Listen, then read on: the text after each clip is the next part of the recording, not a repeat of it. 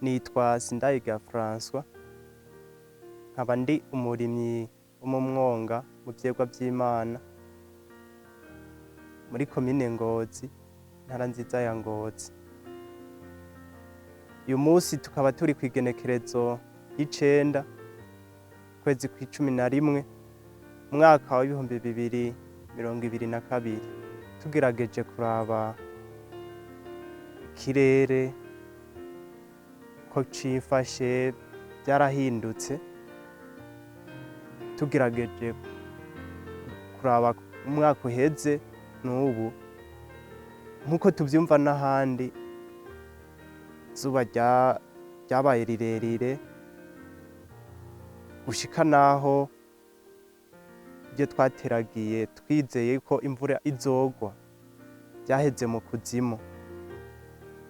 Tugerageje kuraba umwimbu uko wagenze uyu mwaka no mu mwaka uheze, turabona ko hari impinduka.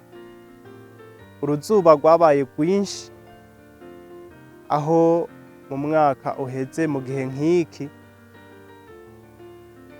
hari hageze aho twimbura ibigori, bamwe bariko barimbura abandi barimbuye, ariko uyu mwaka ugerageje kuraba bivanye nuko izuba ryabaye ryinshi, imvura ikabura, ibigori niho bigiheka.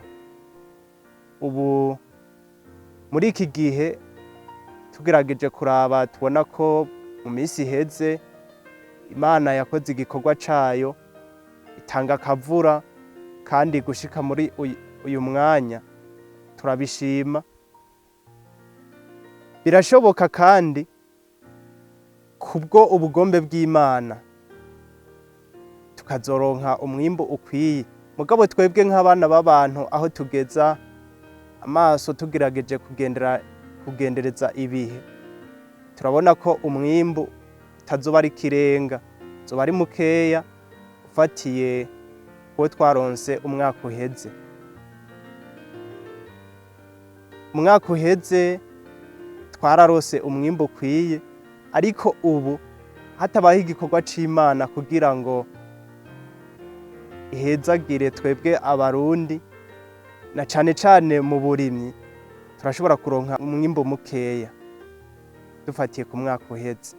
Mu mwaka uheze nk'ubu hari hageze igihe dusubizamwo izindi mbuto, ariko ubu ibiharage uravye ku mitumba niho bagitangira kurembera, ibiraya navyo ubu niho bariko barashirako ivu rya kabiri.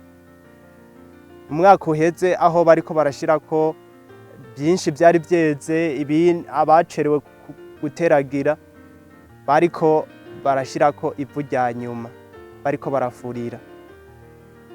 Ego turacarindiriye, mugabo ko tubona ko akavura kabonetse, twizera neza yuko bizogenda neza. Imana niyahezagire.